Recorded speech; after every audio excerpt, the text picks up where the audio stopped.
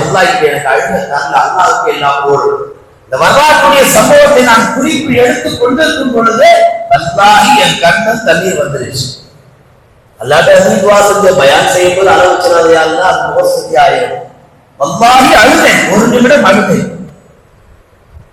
வரலாறுகளை படிக்கின்ற பொழுது அந்த வரலாறு நம்மை அளவைகள் என்று சொன்னால் அந்த வாழ்க்கை தான் உத்தம வாழ்க்கை, அதுதான் புரிந்து கொண்ட வாழ்க்கை.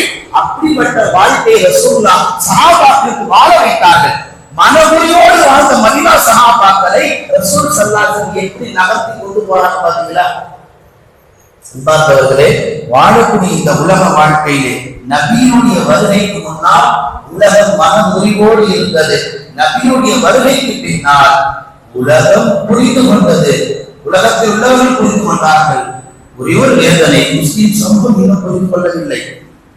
ஒரே ஒரு செய்தி, இஸ்லாத்தில் 5 கடமை: கலிமா, தொழுக, நோன்பு, ஜகாத்து, ஹஜ். கலிமா நாம எந்த மஜ்லிஸ்ல உட்கார்ந்து சொல்லுங்க, எல்லாரும் ஒன்று கூடி இல்லான எல்லாரும் கலிமா சொல்லலாம், ஈமான் கொள்ளலாம், யாரும் எல்லாம் ஒன்று சொல்லணும் கிடையாது. அவங்க அம்மாவை இருந்து அந்த கலிமா வந்தது. நோன்பு எல்லாரும் ஒன்னாவ சதம் செய்யறோம், அவங்க வீட்டுல செய்யும் சதம், புரியுதுங்களா? ஜகாத்து எல்லாரும் ஒன்னா கொடுக்கறது, அவங்க இஷ்டப்படி யாருக்கு விருப்பமோ கொடுக்குறாங்க. ஆனா 2 அமல், ஒன்று ஐகால தொழுகை, மற்றொன்று ஹஜ்ஜுல் விதா, ஹஜ்ஜிலே நாம் செய்யக்கூடிய அந்த கடைசி யாத்திரை. இந்த 2 அல்லாஹ் ஏன் இந்த சமூகத்தை ஒன்று சேர்த்தார் தெரியுமா?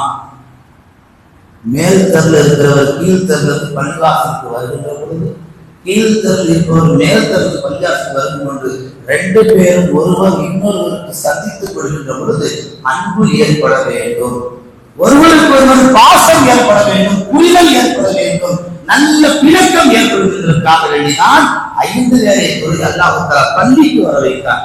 வீட்டை தொழுதுன்னு சொல்லி எவ்வளவு அல்லாஹ் தப்பாக போறோம்.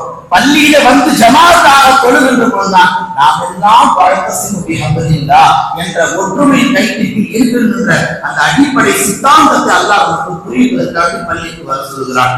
நான் யாரையும் பொய் சொல்வதற்காக அல்ல, நான் அந்த கிதாபை தொட மாட்டேன், இந்த கிதாபை தொட மாட்டேன், நான் குரான் ஓதுனால் உட்கார மாட்டேன், ஹதீஸ் படிப்பதை நான் கேட்க மாட்டேன், நான் அகல ஹதீஸ், நான் அகல குரான், எனக்கு அது அலர்ஜி, இது அலர்ஜி, வாதம் செய்வதற்காக நாம் வரவில்லை. எல்லா சபையிலும் சங்கமிப்போம், எல்லா நிகழ்ச்சியும் ஒன்று கூடுவோம். அல்லாஹ்வுடைய கயிற்றை பலமாக பிடித்து சோரம் செல்லக்கூடிய நற்பாக்கியத்தை எல்லாம் அல்லாஹ் தஆலா நம் எல்லோருக்கும் வழங்க கூறி என் வார்த்தையை நிறைவு செய்கிறேன். ஆமீன். வாஹிர் தஅவானா அல்ஹம்துலில்லாஹி ரப்பில் ஆலமீன்.